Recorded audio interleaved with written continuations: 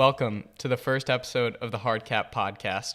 I'm your host, Cal, here with my co-host, Charlie. Yo, what's up? So today we'll be talking about free agency, the Olympics, and finishing up with trade court. So starting with free agency, we're coming down to a wrap. The only real major piece to fall is Lauri Markkanen, and we'll see when that happens. So looking back on free agency, we're going to draft the signings in a high-low draft. The first round is going to be signings that we're high on, followed by signings that we're low on. I guess I'll take the first pick. So starting with Chris Paul to the Spurs for 1 year, $11 million. I think Chris Paul is like the perfect fit to play next to Wembanyama. I mean, we saw how he improved like the Thunder and the Suns. And looking at it last year, the Spurs ball handlers, not named Trey Jones, scored 0.88 points per chance with Wembanyama on pick and rolls, which is in the bottom fifth of the league. And it was 1.0 with Trey Jones. So imagine what he can do with Chris Paul.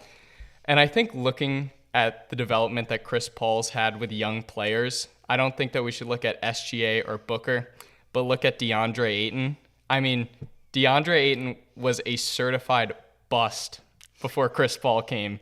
Like, there was no hope for them. And then all of a sudden, he turned DeAndre Ayton into a beast. I mean, there were conversations. Ayton was like a top 5 center when they made the finals. I mean, he had the Valley-oop against the Clippers, and he went on a big run there. So what do you think Chris Paul is going to do for the Spurs? Yeah, it's a great shout. He honestly was on my list in my top 2. He's going to be one of my first 2 picks, but he's gone. I think a big piece of it, and Chris Paul even said this, that he valued playing time in his free agency decision. He valued Popovich, and he valued playing with Wemby. So I think Wemby definitely, as you were saying, is a huge draw for Chris Paul, and he was second in the league in assist-to-turnover ratio last year with 5.2, which is obviously an elite number. So I think it's going to be huge for them for sure. So, and like, what's the Spurs ceiling next year? Like, Could they win 43 games and be the 7 or 8 seed? Like, could they be in the play-in? I think a lot of their ceiling depends on Wembanyama. So if you think Wemby's going to take that next step to be an all-NBA first-team caliber guy, I don't see why not. Like, why can't this team be a 40-win team? As you said, like, everyone thought Chris Paul was done when he went to OKC, and then he just completely revitalized his career, got the Thunder on the right path. Like, what's to say he can't have another really quality season? Not all-star level, but another quality season with San Antonio. Mm-hmm. And I think the only way that San Antonio isn't pushing for that play-in position is if they kind of like tug Wembanyama in and out, and he's really only playing like 25 minutes a night, and they get in that Cooper Flag stakes. Because if you look at the West, there's only 2 teams in the West that really want to lose next year. That's Utah and that's Portland. Everyone else thinks that they're going to be in the playoffs. They don't have their picks. Like, if you look at the Clippers, who could easily fall into the bottom of the lottery, like, I still think, though, that the Spurs can get into the play-in over some of these other teams. Yeah, what do you think the number is for wins to get 1 at the 10 seed to get into the play-in and 6 seed in the West next year? I think the 6 seed is 49 to 50, and then I think to get into the 10 seed, it's going to be like 44 wins. It's going to be really competitive for sure. It's not going to be like the East where you got like the Hawks making it in with like 39 wins in the Bulls. Yeah. Like, I think like the West is going to be really good and really competitive, and there's going to be a lot of disappointed teams. Like, are the Warriors going to make it? Are the Clippers going to make it? The Lakers? Like, all 3 of those teams might miss the play-in. And what do you do from there? Yeah. Because you're old, you don't really have youth. Do you blow it up? But those teams aren't going to want to blow it up. Puts you in a really tough spot for sure. All right, who's your next pick? My first pick for a steal of a contract is not a household name at all. I'm going to go Simone Fontecchio. 2 years, $16 million. If you're the Pistons, and for the most part, I don't like their direction with giving Cade a max, and I didn't love the Ron Holland pick, but I think if you give Cade that max, you really need to try to maximize his play, and I think Fontecchio is a great piece to do that. With Detroit last year in 30 games, he averaged 15 a game, shooting 42% on 6 attempts from 3. And he's just a really good piece to have, I think, next to Cade. And I expect him to be starting against you know, next decade, next year, sorry. Really good off-ball mover, can be used in pick and pops. He shot over 40% on catch and shoot threes, which is really what you're looking at him for. He can attack closeouts. So I think it's a really good piece next to Cade, as they're kind of trying to get more shooting around him, which was obviously a major concern this past year. Yeah, when you look at the Pistons, you have Jalen Duren, you have Asor Thompson, you have Ron Holland, you have Jaden Ivey, Isaiah Stewart, Man. all guys that are expected to play rotational minutes that can't shoot. And I know they brought in Fred Katz, the shooting coach who was on the Pelicans, and you hope that they can develop a little more, but you really can't get rid of a shooter like Fontenecchio. Yeah, and I like the Malik Beasley pickup for the same reasons. He got 1 year, though, instead of 2, but it's still a good pickup to throw someone next to Cade that can be a huge asset. Mm-hmm. And, like, if you're the Pistons, how long are you going to be bad? Like, you've gotten unlucky in the lottery multiple times. I know with the next 2 drafts, you got Cooper Flagg and then you got AJ DeBonsa. And next year's draft, insane. Great. But, I mean, if you're the Pistons, you haven't gotten lucky since Cade. And, like, eventually it's like, are you just going to hope for some ping pong balls to go your way, or are you going to actually try and win games? Yeah, they're in a weird spot because they've been bad for how long at this point? They made the playoffs in 2019? The Blake Griffin year. Yeah. Since then, it's just been, honestly, a disaster. Some bad draft picks, arguably. But I think a major concern is that they're making it hard for their players to develop because they're not really building a team, and they're kind of just drafting players and hoping that they can develop in what's not a great environment for them. Yeah, the Sam Hinkie process method, which, we'll see if that works. All right. Yeah. What's the signing you were low on? My lowest of the low in terms of a signing is Patrick Williams' 5-year, $90 million contract. So $18 million per year, maybe doesn't sound terrible, but you can see why that can completely handicap a team. Example, Duncan Robinson with the Heat. I mean, Duncan Robinson's a better player than Patrick Williams, but it still can really limit a team, especially once you get higher toward the second apron, even over the first apron. And there's just so many reasons I think that this contract is bad. And firstly is, can the guy even stay healthy? I mean, he played like 40 games this year. He played 17 his sophomore season, and you're just going to give him $90 million. And he's a good defender. Like, I'll give him his credit there. I like him on the defensive end, but you're tying a lot of money to a guy who can't really stay healthy and is just a good defender. I wouldn't even say he's that great. He shot 54% at the rim and 40% from mid-range this past year. So, like, it's really rough inside the arc. And although he shot 39% from 3, 107 of those attempts, of his three-point attempts, were like wide open threes. So it's a skewed number, and he had 41 attempts that were someone within 6 feet. Teams weren't guarding him, and on those attempts with someone within 6 feet, he shot 36%. Like, it's just not a great number. So you're kind of paying a guy hoping that he becomes a better shooter, and coming out of FSU, a lot of hopes were that, like, oh, he'd be this Kawhi Leonard where he's a great defender and develops like a great mid-range, but I don't see it at all. And I think the thing about the Patrick Williams signing that's so bad is that the whole DeRozan sign-in trade, since they signed Patrick Williams, they couldn't absorb Harrison Barnes' contract without paying the tax. And so the Spurs get to swoop in, they get Harrison Barnes, and they get that 2032 pick swap from the Kings. And, like, that's going to be a valuable pick. The Kings are not going to be good in 2032. No. And so I think for me, that's what really frustrated me, because they get rid of Caruso, they get rid of DeRozan, and all they have to show for it is Chris Duarte, 2 seconds, and Josh Giddey. And I just don't think that return is good enough for what they could have got at the trade deadline last year, and they were just unrealistic about their team. And instead of blowing it up, they waited and they sold low. And now you're stuck with that Zach LaVine contract, stuck with the Vucevic contract. I mean, the Warriors, they turned down Chris Paul and Andrew Wiggins for, Zach LaVine. Yeah. Like, he's a negative trade asset, and they say they want to attach 2 second-round picks. It's going to take 2 firsts to get rid of that Zach LaVine contract. Yeah, it's just completely terrible management from the team. Like, they're going to be selling all their guys low instead of high, and it's terrible asset management. It's the most I can say about that. All right, so for my first pick for the bad contract signings, I have Kevin Porter Jr. with his 2-year, $4.8 million contract. Great choice. And so you can't deny the talent with Kevin Porter Jr. He averaged 19, 5, and 5 with the Rockets. He's a really good player. But everywhere he's gone, we've seen the off-the-court issues. It's what had him leave the Cavs. It's what had him lead the Rockets. And I think if you're a team like the Clippers and you're going through this weird phase where Paul George just leaves, why take a flyer on a guy like Porter Jr.? Just think about the backcourt off the bench. It's Porter Jr. and Bones Highland. What happens when you have the Bones Highland, Kevin Porter Jr., James Harden trio? That's 3 out of the starting 5 of the team that's like, don't worry, guys, I got this tonight.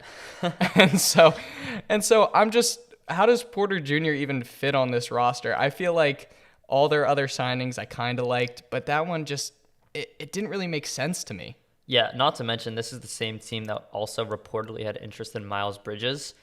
So it just feels like this team is kind of unserious in the manner of caring about the character of the guys on their team. And like you were kind of saying earlier, like the Clippers may not even be good. Like, does he really raise their ceiling that much as a guy who can't really defend? And, he'll get you buckets off the bench, but you also have a guy like Bones Highland, like you said. Like Bones Highland, the only guy in NBA history who couldn't play with Nikola Jokic. Yes, who he's just not good at the sport. Yeah, he is just like Bones Highland, not a guy you want on your team. No. Respectfully.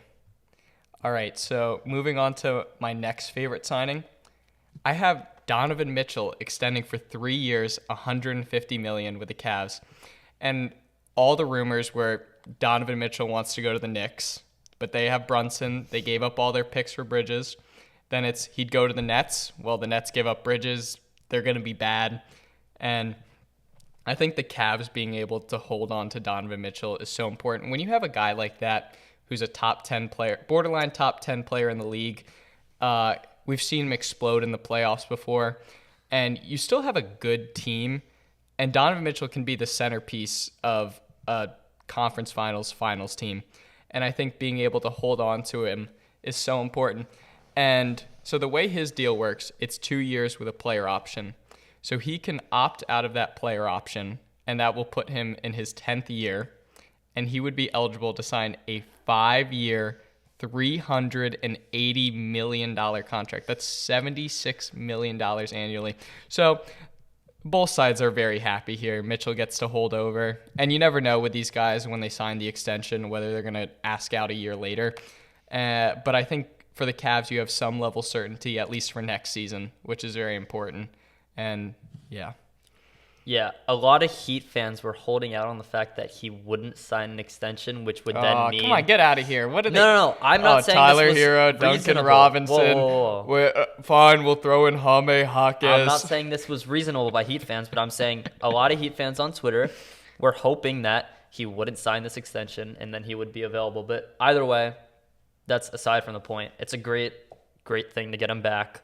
And $50 million annually, it's really not that bad of a price for a guy like Donovan Mitchell. Yeah, no. So I like the deal as well. I'll get my next pick that I like. I like Aaron Wiggins back to the Thunder on a 4-year, $45 million extension. I think it's a really good price for him. 6'6", 25-year-old. Good defender, versatile defender, pretty long. And I think he fits really good in that OKC offense. So locking him up for the next 4 years, and he's only 25, is a good deal. He's good at getting downhill and attacking closeouts. He moves good without the ball. So on both sides of it, he also shot 49% from 3, even though it's only on 1.5 attempts per game, which isn't a lot, but the shot seems to be there, and he's good at getting downhill. He shot 68% at the rim. So I think his fit in the OKC offense next to, obviously, stars like Shai Gilgeous-Alexander, Chet Holmgren, and Jalen Williams is really good, and having a role player like that locked up for just over $11 million per year isn't that bad at all. Yeah, and I think I really like the Thunder getting him, bringing back Isaiah Joe, locking up your role players for a good price because OKC is a team that notoriously doesn't like to pay the tax. And so getting role players like that on good price-controlled contracts where you're going to have guys like Chet and Jalen Williams, they're going to be up for a contract extension in 2 years, and just getting guys on good controlled prices before that the cap spikes after the new media deal is going to be really important.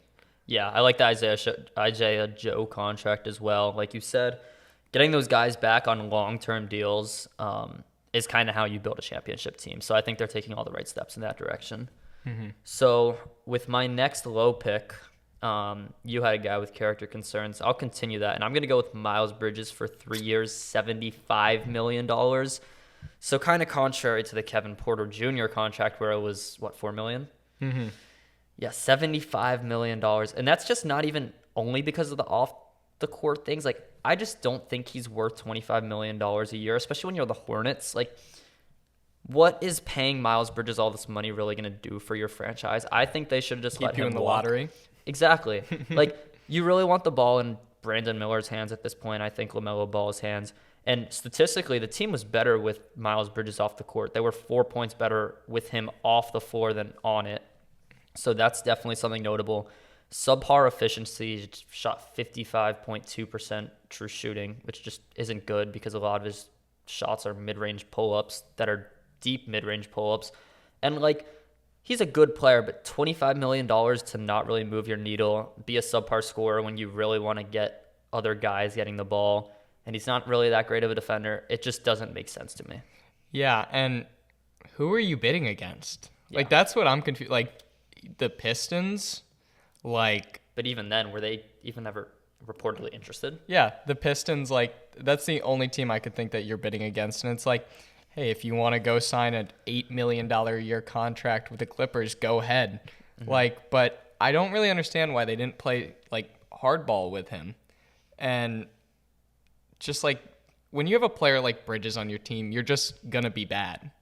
Like, when you're paying him $25 million a year, and you want to clear out space for Brandon Miller, T-John Salon, their rookie, who, huge fan. The complete anti-Miles Bridges is T-John Salon. I have never seen a guy box out harder than T-John Salon. It is so amazing to go watch him play that French games. Huge irrational confidence guy, too. In one of the playoff games that his team was playing in, he took this pull-up, like, 32-footer with the game on the line. And it was like... and it's these announcers, and they're like, oh! It's like the Denzel Valentine reaction. Yeah, but the fact that that guy's got the confidence to do something like that at 19 is why I'm a big fan of him. And I just feel like when Miles Bridges is going to clog it up, like he's only 25, but I just don't like his fit with this Hornets team. Yeah, I agree completely. Mm-hmm. Now, moving on to another signing that I was low on.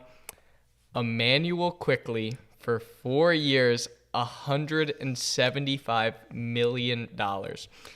And so if I told you that Immanuel Quickley signed for 75 or 175, which one do you think you'd believe more? 75 for sure. Yeah, and I think the perplexing thing for me is that the Raptors had a core of OG, Scotty Barnes, Pascal Siakam.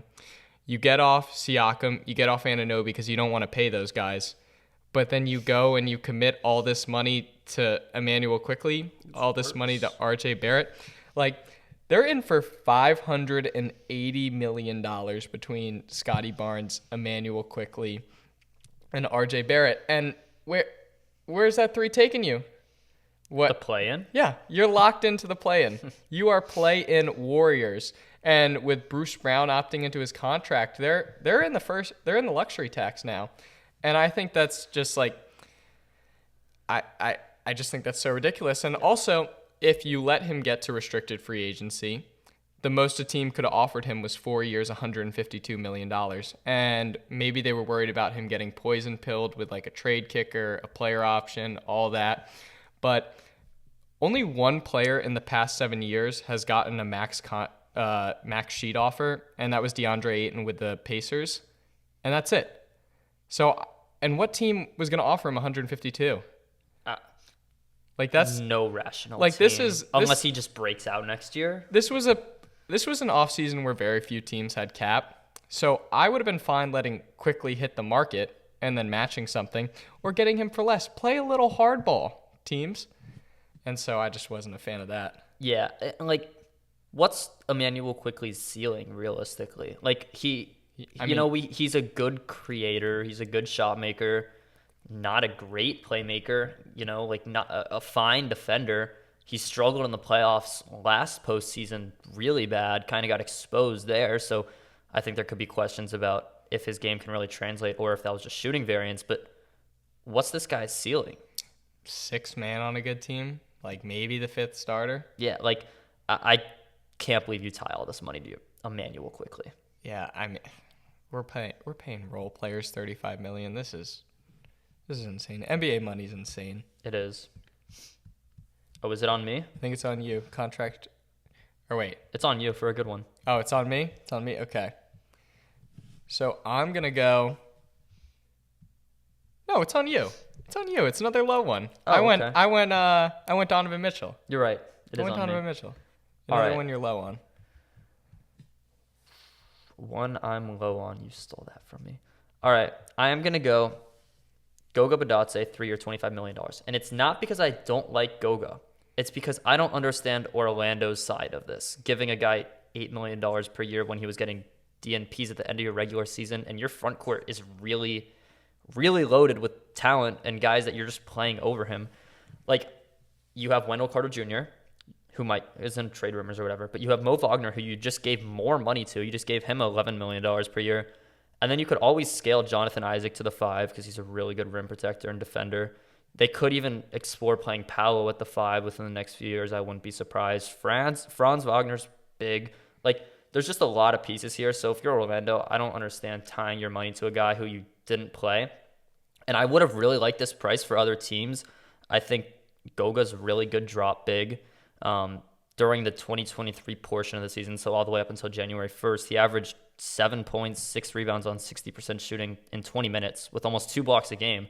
So, like, he's a very quality player, but I just don't understand this from Orlando's side of things. Yeah, and I understand that. And doing the Brian Windhorst hands, what does this mean about Wendell Carter? I agree. And I wouldn't be surprised if they moved on to him. He's going to get expensive, due for another contract. And that's in a weird spot with him. And I think if you roll out Mo Wagner and Goga as your centers, it's fine. Definitely. And I think in a center market that was really bad this offseason too, being able to hold on to a guy like Goga for $8 million was a good signing for the Magic. And I just think keeping that young core together, I think just the continuity they have is going to be really useful. Yeah, I could see them taking a big step this year. I really like the KCP signing too. Could they be the 1 seed? Could they?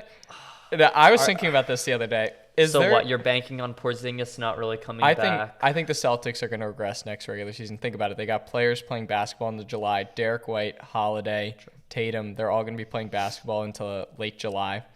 And then you have Porzingis, who at the earliest is coming back in 2.5 months.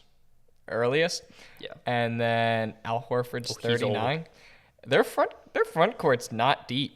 Mm-mm. You get to Xavier Tillman and Luke Cornett real quick. You do. And I think that they could take a step back, and then the Knicks are going to have to work through certain things with bringing in Bridges and bringing back Randall. So I think that could be a little bit of a mess. And then do you really trust Philly to stay healthy all year with Embiid, Paul George? I don't think they're going to be a great regular season team. And then it's like the Bucks. And I think the Magic could get the 1 seed. They're young. They're going to play every game. They're going to play every game hard. They got a pretty good home court advantage in Orlando. And I think they could be the 1 seed next year. I think at one point they were either the 2 seed or got up to the 3 seed this year. So it's definitely possible. Mm-hmm. I think Kentavious Caldwell-Pope and Jalen Suggs as your 2 guard defenders is going to give hell to every backcourt in the league. I'm so excited to watch that. Have you thought of their defensive death lineup? Oh, I wrote this down. Talk to me. It's Suggs, Caldwell-Pope, Banchero, Wagner, and Isaac. Yeah, it's a great team. I forgot about Jonathan Isaac too. Amazing defender. That's a death lineup. And even if you want to swap out, you move Isaac to the 4, and then you put in Wendell Carter. Like, they are going to be so good defensively. Yeah. And they're like the knockoff Knicks when it comes to wing defense. Yeah. I think Suggs and KCP is kind of just like a smaller version of Mikal and OG to me. Mm-hmm. All right, signing you're high on now. Signing I'm high on. I'm going to go Haywood Highsmith back to the Heat on 2 years, $10.8 million. What's the laughing for? No, it's nothing. Go Heat. Anyway, he's an awesome wing defender, so I love that signing. And I don't know why he didn't get more. Like, I think there were rumors that he could have gotten more and came back to Miami on a team-friendly deal, which, great. But he shot 39.5% from 3, and he hit a slump at the end of the year, so we're hoping that wasn't kind of a regression to the mean, and he actually is a good shooter rather than that being, getting back to like 33, 34%. But either way, he's a great wing defender. And if Miami lost him, Miami's best wing defender would have been Jimmy. But like ideally at this point in his stage career, you don't want him to have to take on that defensive burden. So I think getting Haywood back for a team that's going to want to win, although it's not going to happen, is a good signing, especially at that price. And losing when they lost Caleb Martin, like you couldn't lose Highsmith too. Yeah. Because he's your best point of attack defender. And the shooting comes and goes. When you have the Haywood Highsmith game where he hits 3 corner threes, you're like, yeah. But you don't feel great about it when you're swinging him the rock. But I still think $5 million a year for a guy like that, that's a good contract. For sure. All right. I'm shocked this one made it this far. Isaiah Hartenstein, 3 years, $87 million. Now, big number. Paying Isaiah Hartenstein $30 million is a lot. But when you're the Thunder, you're not going to really attract any big free agents. This was kind of a weak free agency class, and there was really only one good center in Isaiah Hartenstein. Making sure you got him was so crucial because when you watch that Mavs series when Gafford and Lively were just destroying Holmgren on the boards, they needed that 5. And I think Hartenstein's going to start for them. I don't think he's going to close. He might close in certain matchups, but I think being able to have that lineup versatility where you can go small and big and then you just swap him and Caruso out depending on how you want to play is going to be so invaluable for the Thunder. And they're the team to beat in the West right now, I think. I think that they have the best rotation. They were already the best shooting team from 3 last year. And if they don't have a couple weird bounces, Shea doesn't foul PJ Washington in the corner, there's a good case that they beat the Mavericks last year. And who knows, all of a sudden they're playing in the NBA Finals, and they're a young team. And I think the only big question is who the second star is. And I think we'll see Jalen Williams develop more. I mean, most of the time when a player gets into his first playoffs, he's not going to perform as well. It takes certain getting used to, and he just didn't shoot well from the field. And I think we'll also see Holmgren hopefully develop more as a creator because I think that he was very much like dependent on others to create for him. And I think that that's something that will develop next year and something they need to do if they want to be a finals team or make the finals.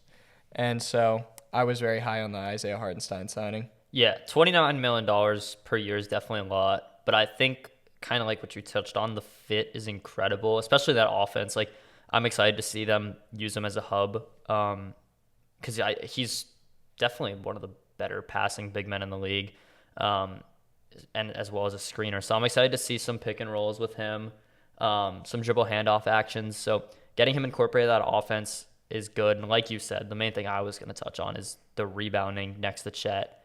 They got demolished. So getting a guy like this who's a really good rebounder, really physical, is going to be huge for them. So love the pickup. Yeah, and the thing about the Hartenstein, he can't really space the court as well, but he's got that floater. So he's kind of able to do it. And the big thing about the way this contract is structured, the last year is a team option. And that same offseason is when Williams and Holmgren's extensions are going to kick in. And so I think having that money come off the books and then having it replaced is going to be a good timeline for the Thunder. And so now moving to another one that I'm low on. I'm going to lump 3 contracts in here together. Sure. So I have the Scotty Barnes, Franz Wagner, Cade Cunningham rookie max extensions. So each of these deals are 5 years, $224 million.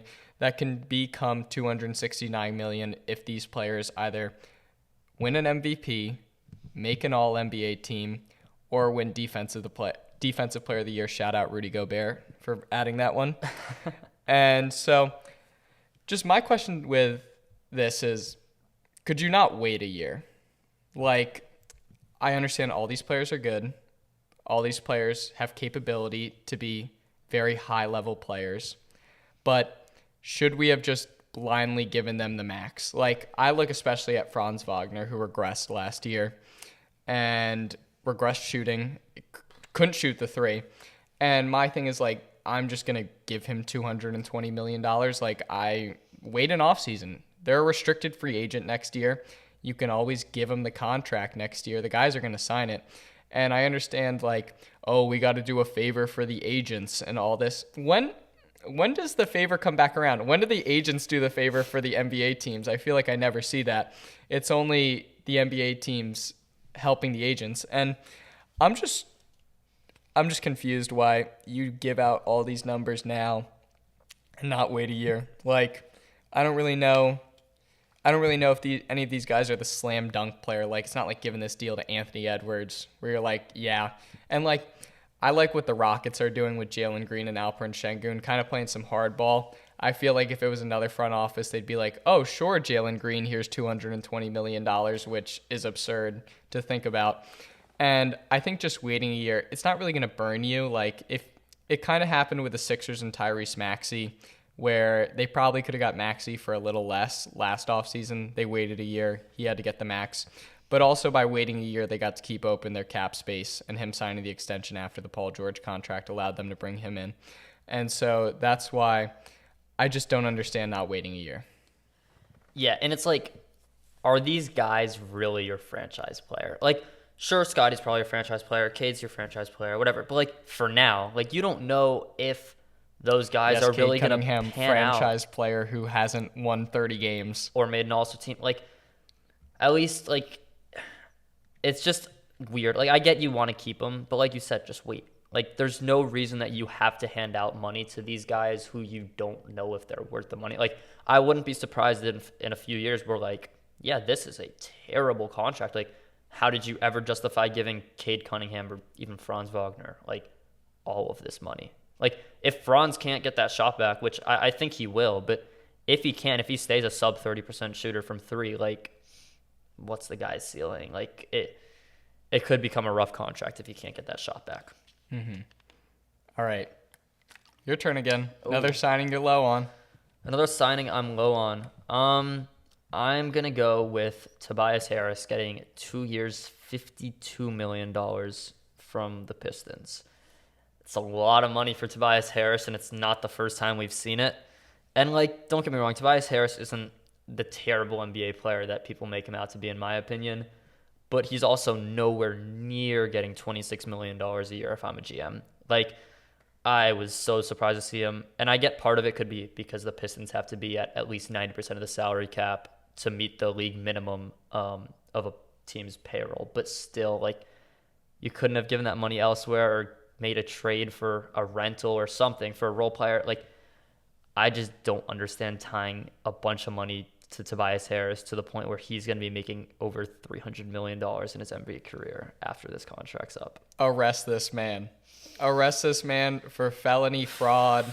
I don't know what Tobias Harris has on these NBA teams that he's just getting this bag just consistently. I mean, never forget them choosing Tobias Harris over Jimmy Butler. That would sit so wrong with me if I was a Sixers fan. And I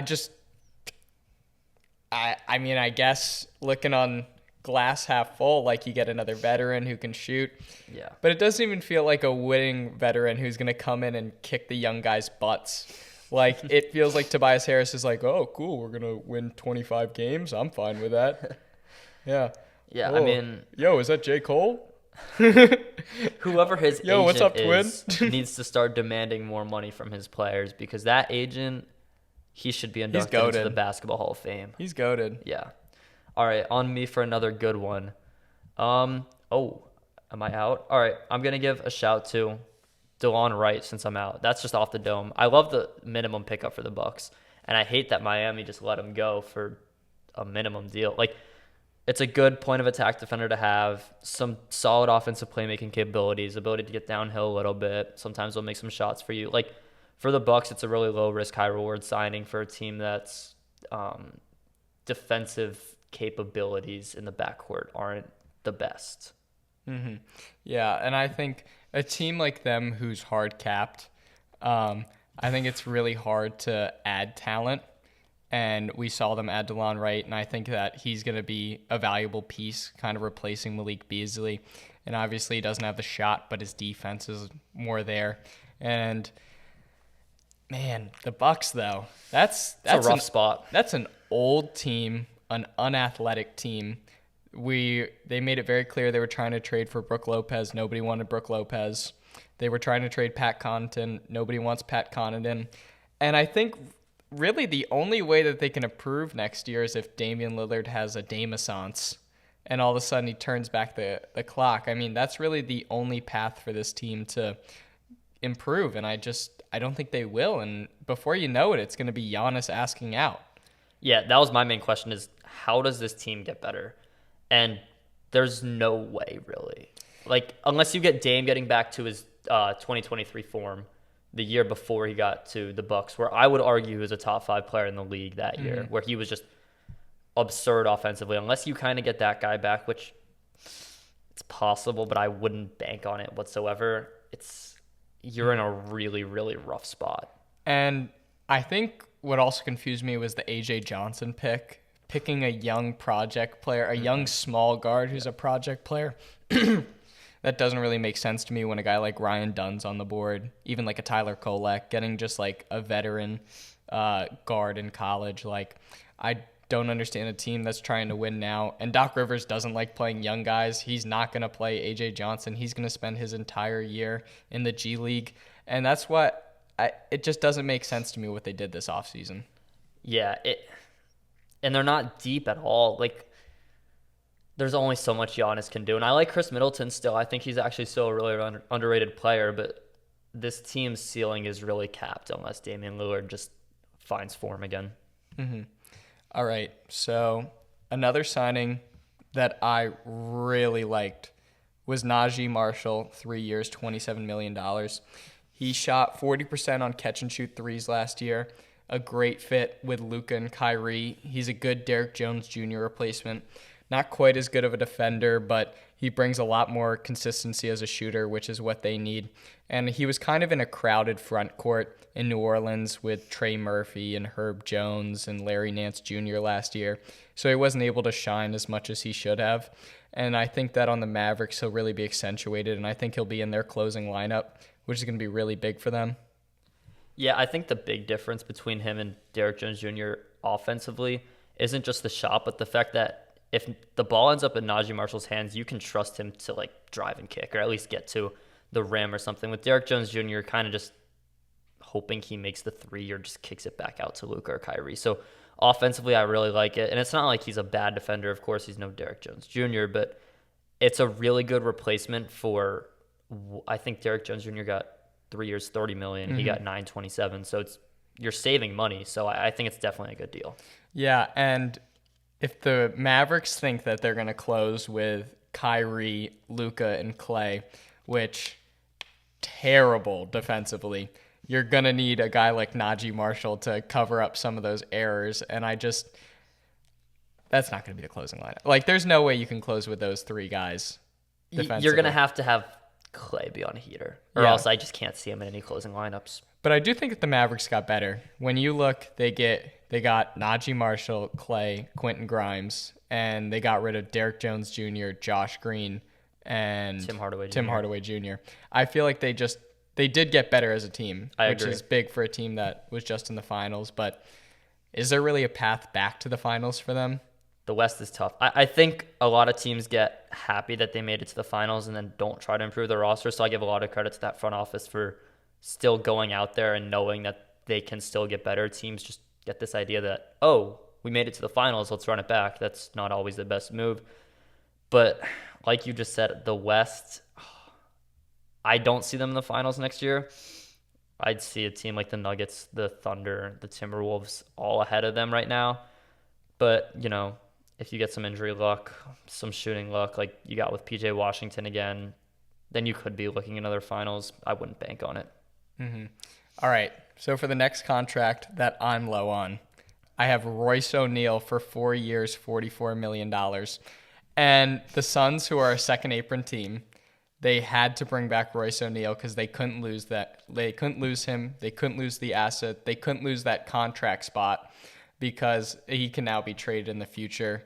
And with the way the second apron works, you can't congregate salaries to add up to one. So having a guy in that $11 million range offers them some flexibility. But me and you, we love this term, the 3-and-D player who kind of doesn't do either.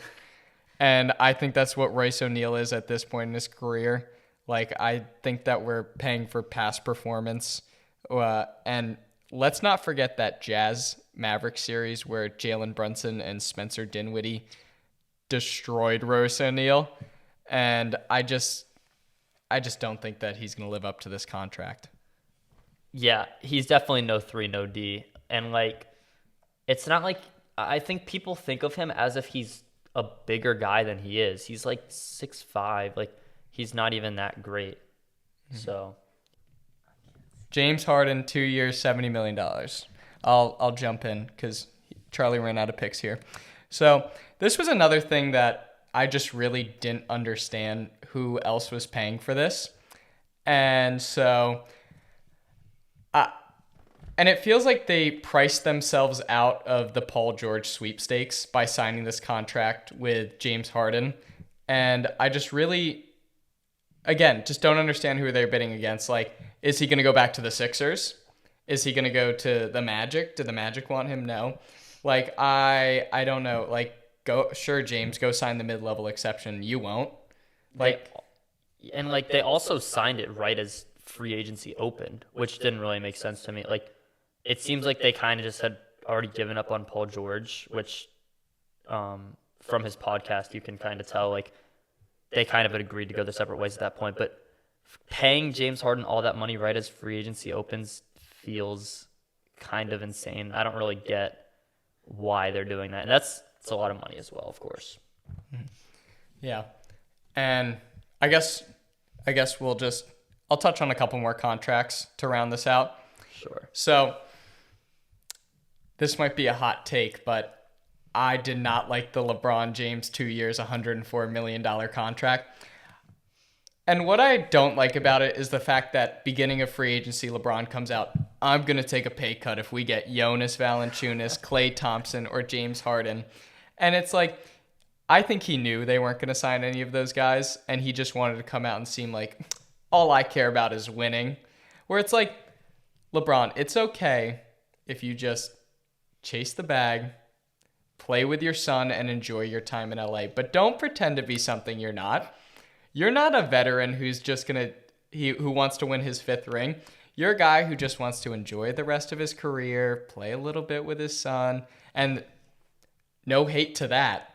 Every man's dream. But don't come out here and say this. And when that deal was originally reported, it was going to put them into the second apron of the luxury tax. And then he obviously deal a few million less, which thank God he did that.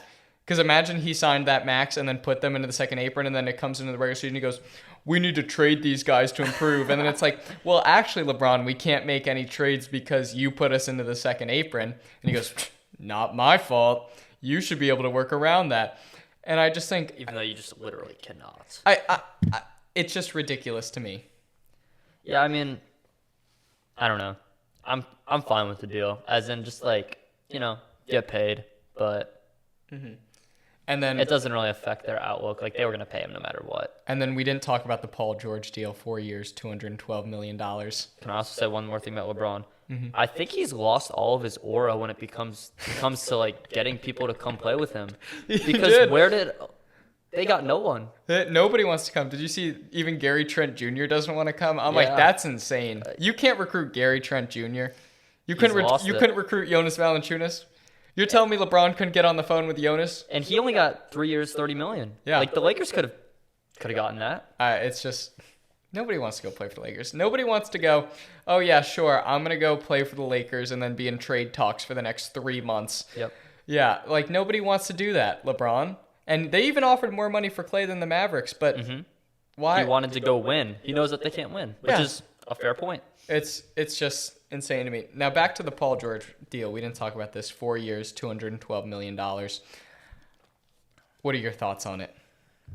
I think it's a lot of money for a 34-year-old Paul George who sometimes can't stay healthy. I still think he's borderline top 20 player in the league, 25 player in the league, because of his really just all around. He's still really, really good at almost every spot on the court. But paying him until he's 38, a max deal, feels like it's a lot. And I think it's worth getting another star next to Embiid and Maxey. So I think he was probably your best option. And if you wanted to get a star, he's probably your guy. But the amount of money you're giving him, I don't know if I could get behind it. How about paying Paul George $50 million at 38 years old? That sounds great. That sounds great.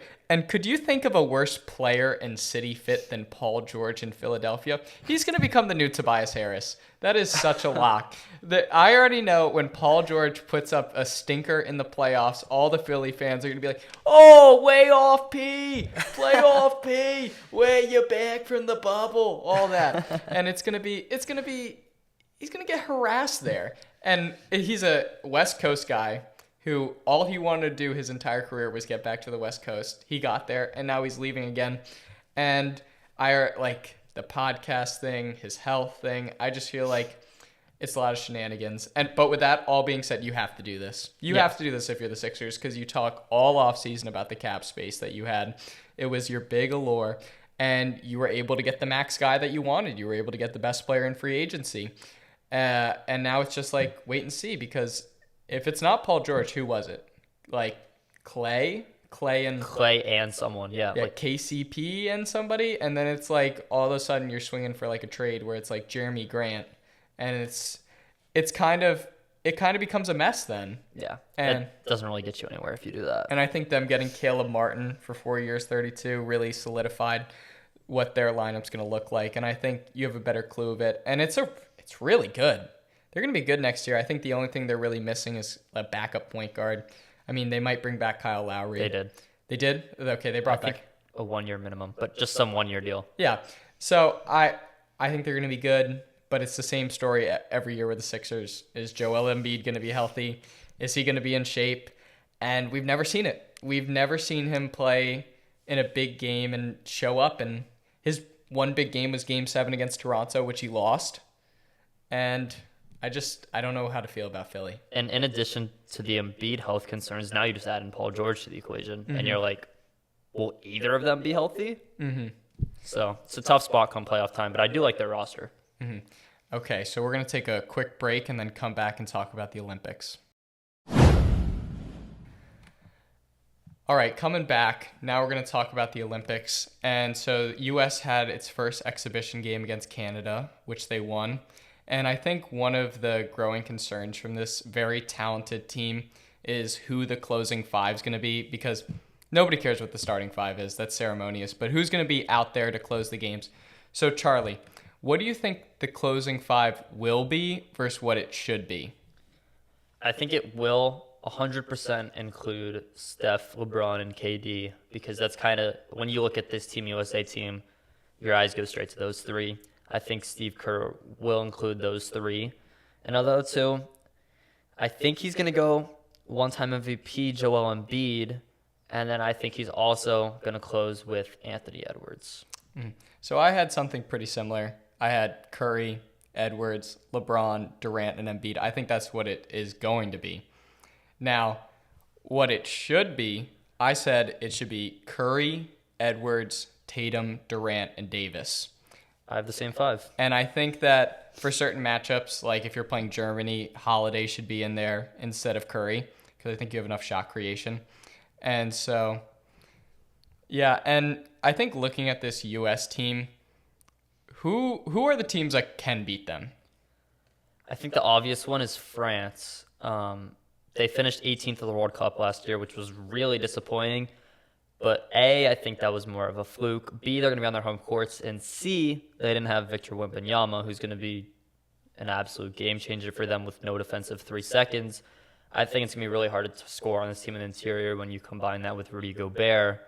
Other teams that could be in the mix, I think Germany will be tough. They beat the U.S. last year, although it was a team that had Walker Kessler on it, with all due respect. Walker Kessler, the rare player to go from the FIBA World Cup to Summer League in back-to-back years. Yeah, it was a rough team, but Germany did beat them, so we have to give them some credit. I think Serbia could be in the mix. I think Canada could be in the mix, and I think Greece could be in the mix. Yeah, I think the path for the USA losing is if a player like Anthony Edwards tries to do a little too much. I mean, we saw what he said where it's, I should be the number one, which is a bold statement. You know, you like to see it. You like to see the confidence, but then you're also like, calm down, Ant. So I think the pathway for them losing is just a guy like that tries to take over and he doesn't take over. Or like Ant or Embiid, a guy like that just kind of stops the ball. And then with 3-point variance, like if a team gets hot, like if Canada shoots 50% from 3, they could just win. And I think also the pathway is like having a star player that could go off. So that's why you have Canada with SGA, you have France with Wemby, you have Greece with Giannis, and you have Serbia with Jokic. If just one of those players go nuclear and a couple guys around him get hot, like you could just outscore the U.S. team. That's what happened to us against Lithuania last year. They just could not miss, and Jonas Valanciunas was playing well, and it was enough. And Lithuania didn't even qualify for the Olympics. They lost to Puerto Rico because they didn't have that same shooting performance, and Jonas Valanciunas wasn't there. They did have Domantas Sabonis this time, but still they fell to Puerto Rico. So you can see how much one hot shooting game can be for a team. And I think Greece shot like 42% from 3 in the Olympic qualifying tournament. So if they get hot with Giannis playing great, that could be a difficult team to beat. Mm-hmm. And like another thing that I don't think's been talked about enough is the fact that this game is in Paris and the France team is one of the favorites. So kind of having, it's not really home court advantage because you don't get to sleep in your own bed and stuff like that, but just being familiar with where you are, having like not having to deal with the travel beforehand, and then a lot of the things like these players are going to want to go out and party in Paris. Like, and France isn't going to do that. True. And I think that's another important thing that kind of just adds to that home court advantage for France. Yeah. I think they'll be tough. I think last year's 18th place World Cup finish was definitely a fluke. Like, they still had Rudy Gobert there. They had Evan Fournier there. They had Nando De Colo there. They're all coming back. Those are core guys for the past 5 years for this team. And they ran into a red-hot Latvia last year who I thought had a fluke run to finish 5th in the World Cup. They didn't qualify for the Olympics despite being a host for a qualifying tournament this year around. So they ran into a really hot team at the wrong time while having good core. They're adding Wemby. So I think, we played them. The U.S. played them in the last Olympics gold medal game, and it was a close game. I could see the same thing coming around where it's a close game in the fourth quarter in the gold medal game against France. Mm-hmm. And the one lineup I think that we saw in the Canada game that had me really intrigued was that Davis-Adebayo lineup, because I think that's kind of what it's going to look like if they play France. Like, I think they're going to want to go big, and it's just a question whether you want Adebayo or Tatum at the 4, because Tatum's pretty big too. Tatum's like 6'10", like a legit 6'10", and I think that he could size up with a guy like Gobert on defense. And so I'll be just curious to see how they play against France and how it kind of shifts versus the other teams. Yeah, I think against France, the U.S. can play completely differently. Like, there were practice clips of Wemby, Gobert pick and rolls. And, like, I think the best way you defend that is you put Bam and AD on those two and just switch it. But then they could just go to a guard, and then you don't want to switch like a guard onto Wemby. So then if they're running like Evan Fournier, Wemby pick and rolls when you get to that lineup, then you're switching a guard onto Wemby, and then you're in drop. But Fournier, if he gets on a heater, is going to start draining threes. So I think the matchup against them is definitely the most interesting and will be the most challenging for the U.S. All right. So we're going to finish up with trade court after this break. Welcome to Trade Court, where we revisit trades of the past. Today, we'll be talking about the Paul George trade to the Clippers. So looking back on this, the Clippers received Paul George, and the Thunder received Shai Gilgeous-Alexander, Danilo Gallinari, the Miami Heat's 2021 first-rounder, which became Trey Mann, the Clippers' 2022 first-rounder, which became Jalen Williams, a Clippers 2023 first-round swap that was not conveyed, a Clippers 2024 unprotected first-rounder, Heat's 2025 protected first-rounders number 1 through 14, which becomes unprotected in 2026, a right to a 2025 first-round swap with the Clippers, and the Clippers 2026 unprotected first-rounder. Today, I will be defending the Clippers, and my host, Charlie, will be defending the Thunder. So as the defense, I will begin with my opening statements. Have we seen a more unlucky team than the Clippers? A global pandemic and a large-scale change to how the NBA handles the luxury tax single-handedly demolished this team. And also, looking back on this trade, it's missing details. It says the Clippers only received Paul George, but they also got Kawhi Leonard. And at that time, Paul George was coming off a season where he finished third in MVP voting, and Kawhi Leonard was the finals MVP. So going through this Clippers unlucky stretch, let's start with the 2020 season. They were the favorites to win the title before the season. Before the season broke up due to COVID, they were the favorites to win the title. And then we had the fraudulent NBA bubble, where we witnessed a travesty, a Mickey Mouse ring, as some would say.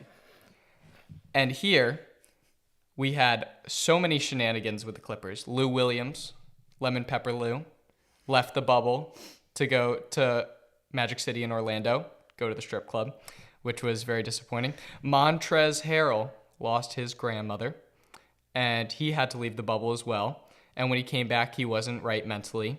Him and Paul George got into a heated argument on the court, almost fought over a defensive assignment, and they went on to blow a 3-1 lead to the Nuggets, something that would have never happened if it wasn't for the NBA bubble.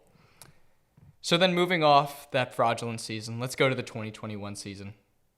So in the playoffs, the Clippers won a first-round series against the Mavericks in 7 games, with Kawhi averaging 32, 8, 5, with 2 steals and a block per game.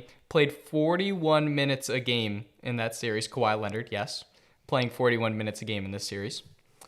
And then in the next round against the Jazz, Kawhi gets injured in Game 4, and the Clippers go on to win that series thanks to the Terrence Mann game in Game 6, dropping 39 against the Jazz and basically imploding the Utah Jazz with Donovan Mitchell and Rudy Gobert from there. And then let's not forget the first conference finals in team history, the farthest a team has ever gone thanks to the Paul George trade. And they go on to lose to the Suns in the beginning of the series, but there were speculations at the beginning of the series that Kawhi would come back. Later, we found out he had a torn ACL, so he was, in fact, not going to come back in that series. So then Kawhi misses the 2022 season and comes back in the 2023 season. And in the playoffs, averages 34 points per game before getting hurt again with the injury luck. And then that brings us to this past season, the 2024 season. After they traded for James Harden, they had a stretch of games where they went 26-5, looked like the best team in the league, and then they get to the playoffs and Kawhi gets hurt again, and they lose to the eventual Western Conference Finals winners, the Dallas Mavericks, in 6. So that brings us to this offseason, where the NBA decides all of a sudden we don't like owners spending money. We don't like them spending all of this. So we are going to implement this new collective bargaining agreement where we punish these owners for trying to improve their team with the first and second apron. And so all of a sudden, our owner, Steve Ballmer, has to be worried about spending his Microsoft billions. He can't keep this team together because it's going to be too much of a burden on this team financially and both in a team building aspect. And at the end, they did offer Paul George the same amount of money as Kawhi Leonard, but he left. He left for Philly. And this chapter is not closed. You never know what the Clippers could do in the future. James Harden, Kawhi Leonard, they could go on some miracle run with some injury luck. So this book is not quite closed. And I think if you were to replay this 100 times, in 99 of these worlds, the Clippers win a ring. And all I'm saying is if they won a ring, this is a slam dunk deal. We never look back on the Anthony Davis Lakers deal and say, this deal was bad. They gave up too much because they won a ring. And for the Clippers, maybe making a conference finals is as good as winning a ring. This franchise had nothing in its past. And I think that Paul George and Kawhi Leonard brought them to such mountaintops that they may never reach again. And for that, they need to be appreciated. So a conference finals appearance is This is winning not a time. ring? This is not time for cross-examination. Those were just my opening statements. Now the prosecution may go with their opening statements. I don't have opening statements prepared, but I will say, although maybe in 100 alternate universes they win, what matters is this one, right? And they didn't get it done in this one, right? So you can blame luck, but It did make a every conference team- finals. Oh, I would like to oh, say. oh, I would you- like to say. Okay. I lost my train of thought. This isn't fair. Essentially, you can blame luck and unluck on a lot of things, being lucky or unlucky, right? Let's look at Giannis winning his first ring. The whole team. In a fraudulent season Exactly. where Kawhi Leonard got hurt. Okay. So he was unlucky. That sucks. Giannis got lucky. So be it. There's a luck every year in terms of winning a ring. Like you said earlier in this podcast, a little bit of luck goes the Thunder's way this year, and they beat the Mavericks. So the entire thing has changed. So I don't understand why the luck argument would come into place for the Thunder to somehow, or the Clippers to somehow be winners of this trade. It sucks that they were unlucky for sure, but it doesn't Have the Thunder matter made a in conference the grand finals scheme of yet? things. I thought No, not. but if you look at the trade, their window of this trade and players that have come from this trade is nowhere near closed. Paul George's done, unless he magically goes back to the Clippers in a whole sequence of events that somehow correlates to this trade originally. From this trade, the Thunder still have Shea. They have Jalen Williams. They have arguably their two best players, and they have more picks incoming in 2025, potentially from the Heat in 2026. So, if you look at this from the Thunder's perspective, they have so many years with these main two players from the deal, and they could still hit another big piece within the next 2 years with the picks that they still have left from this deal. So I don't see why not as to why these two can't be on the Thunder for the next 10 years and lead them to a ring. Of course, it's all Because the hypothetical. Thunder are cheap. Who says that they're going to bring back Jalen Williams? Of course, that's why I'm saying it's all hypothetical. But as of right now, if you look at the Clippers in terms of the assets they gave up Shai Gilgeous-Alexander, who finished 5th in MVP 2 years ago and 2nd in MVP this year, just at age 26, right? So who's to say he can't win it this year? And the Thunder were just the best team in the West with a really, really young core, one of the youngest teams in the league. So, as you'd say, it'd be unlucky if they don't turn out to make a conference finals over the next few years. At the end of the day, winning a ring is a team's ultimate goal, like you said with the AD trade, and that's why no one discredits it. That's easy to say, okay, it's fine. This one, they didn't get a ring. They didn't even reach the finals. They didn't even reach the Game 7 of a Western Conference Finals. So I don't get how you can say it doesn't matter because they made the conference finals. At the end of the day, one team wins each year, and that ring in the bubble for the Lakers essentially made the Fraudulent trade. ring. Mickey Mouse ring. That made the AD trade, no matter what, not considered a loss for the Lakers. You can continue about your fraudulent bubble ring stuff. That was a fraudulent ring. And if there is no COVID, I feel confident that the Los Angeles Clippers would have been our champions, and we would have seen Kawhi Leonard return to glory. And I think also, what GM would have said no to this trade if they were in the Clippers' shoes? What GM would say no to third place in MVP voting last year and the Finals MVP? Kawhi Leonard, who single-handedly tore through the entire league with one of the greatest rings we've ever seen, and it felt good. He was healthy all the playoffs before. And I think every GM would say, this is why you become a GM. This is what you live for, and you got to do it. And for that, I don't think the Clippers should be found at fault. I feel like they had the right decision process and just did not have the right results. And it's process over results. But I think it's results over process. That's why the AD trade isn't considered a loss for them. You have to consider the results at some point. And while I agree, every GM would say, oh, I'm getting Paul George and I'm getting Kawhi Leonard. At that time, you could say they were both top 5 players in the league.